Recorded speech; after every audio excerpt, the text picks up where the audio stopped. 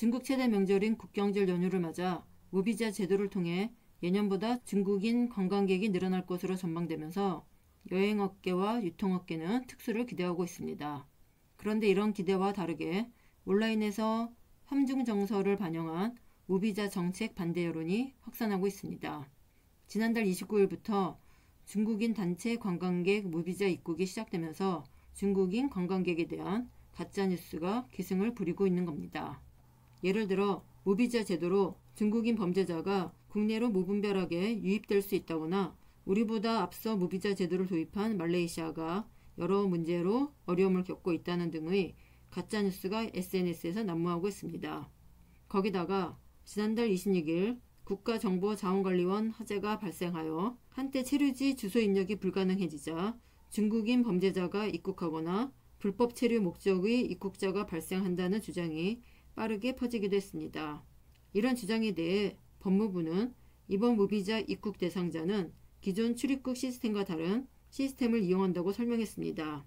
그러니까 사실 확인도 하지 않은 채 아니면 말고식의 가짜뉴스가 SNS에서 마구잡이로 퍼지고 있는 겁니다.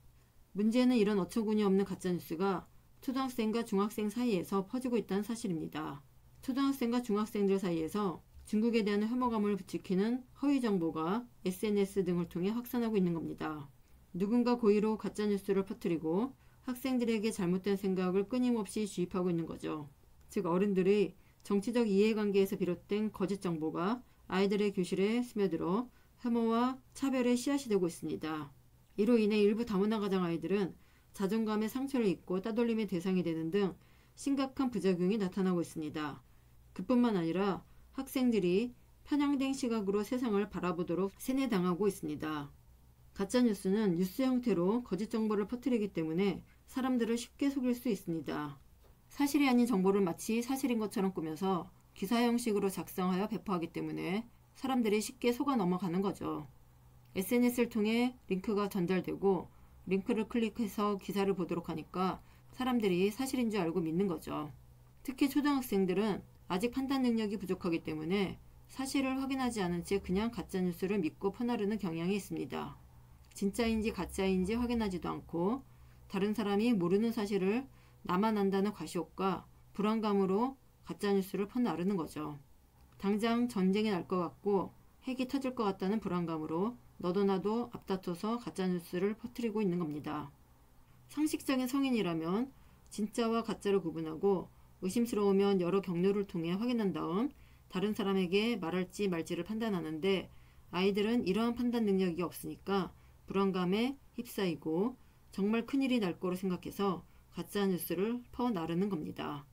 이렇게 아이들이 가짜뉴스에 취약하다는 사실 때문에 많은 나라에서는 유치원에서부터 가짜뉴스에 대한 교육을 시행하고 있습니다. 특히 최근에 혐오와 배제를 조장하는 가짜뉴스가 세계 곳곳에서 인종주의를 선동하는 등 가짜뉴스의 문제가 심각해지면서 가짜뉴스를 판별하는 교육의 중요성이 커지고 있습니다.